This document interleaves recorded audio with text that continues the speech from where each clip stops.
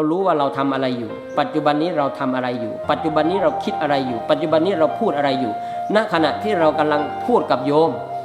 คนที่ได้ยินเป็นคนแรกควรจะเป็นเราไหมควรที่จะเห็นเป็นคนแรกควรจะเป็นเราไหมเพราะฉะนั้นสอนบักใดล่ะสอนบักมันอยู่ในกระจกนะสอนบักมันอยู่ในกระจกนะเพราะมนุษย์เนี่ย